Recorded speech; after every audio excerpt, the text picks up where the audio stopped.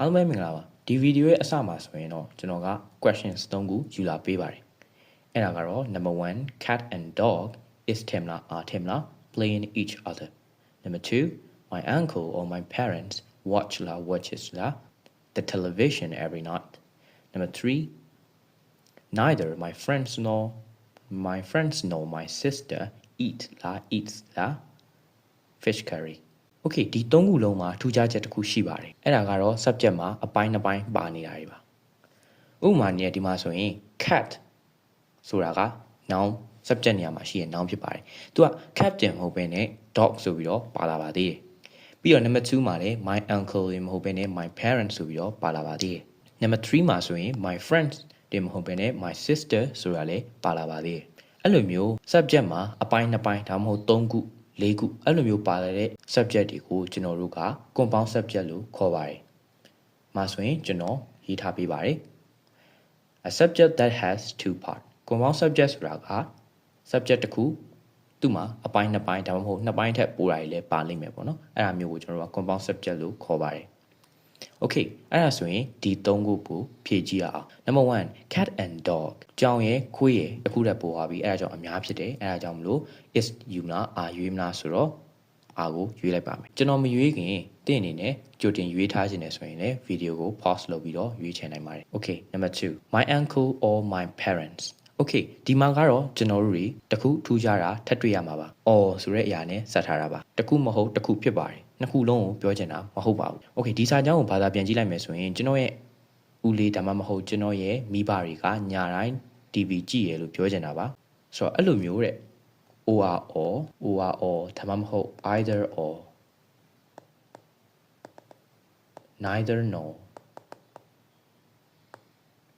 အဲ့လိုမျိုး conjunction တွေပါတဲ့ compound subject တွေမှာဆိုလို့ရှိရင်တဲ့ကျွန်တော်တို့ကတဲ့ verb နဲ့အနည်းဆုံး subject ပေါ်မှာပဲကျွန်တော်တို့ကမူတည်ပြီးတော့ verb ကိုအနည်းထည့်မလားအများထည့်မလားရွေးချယ်ပေးရပါတယ်တဲ့ Okay အဲ့ဒါဆိုရင်ဒီမှာဆိုရင် my uncle or my parents လို့ပြောရတယ်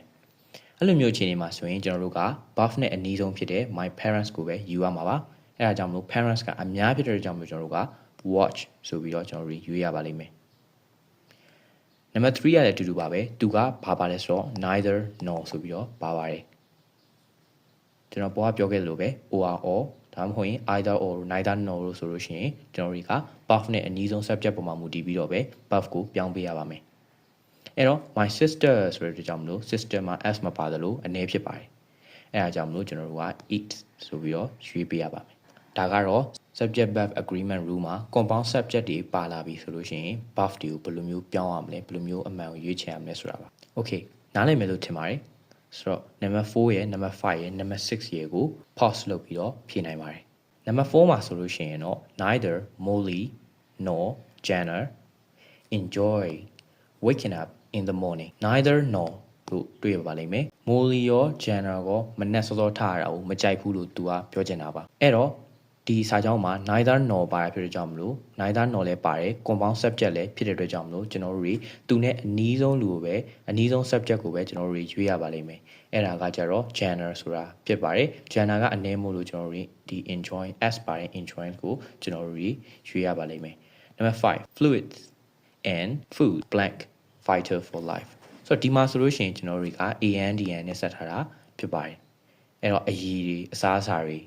အဲ့လိုမျိုးနှစ်ခုကိုပေါင်းပြီးပြောကြတဲ့အတွက်ကြောင့်မလို့တစ်ခုထပ်ပို့သွားပြီအဲ့ဒါကြောင့်မို့ကျွန်တော်တို့တွေက AIER ကိုရွေးချယ်ရပါလိမ့်မယ် Number 6 either that or you reads the story to us ဆိုတော့ဒီမှာဆိုလို့ရှိရင် either or နဲ့ဆက်ထားတာကိုတွေ့ရပါလိမ့်မယ် compound subject နောက်မှာ line မဲ့ buff တွေသူနဲ့အနည်းဆုံး subject ကိုပဲယူရပါတယ်အဲ့ဒါကြောင့်မလို့ကျွန်တော်တို့က you ဖြစ်တဲ့ကြောင့်မလို့ကျွန်တော်တို့က read ကိုပဲယူရပါလိမ့်မယ် read the story to us အကယ်၍ဒီနေရာမှာ you မဟုတ်ဘဲနဲ့ that ဒါဆိုလို့ရှိရင်ကျွန်တော် read ကိုရွေးရပါလိမ့်မယ်Okay ဒီလောက်ဆိုရင် compound subject ကိုနားလည်မယ်လို့ထင်ပါတယ်ကျွန်တော်အခုရှင်းပြသွားခဲ့တဲ့ compound subject ဆိုတာကဒီ Bridge ဒီ Macro ရဲ့စာအုပ်ထဲက topic တစ်ခုပဲဖြစ်ပါတယ်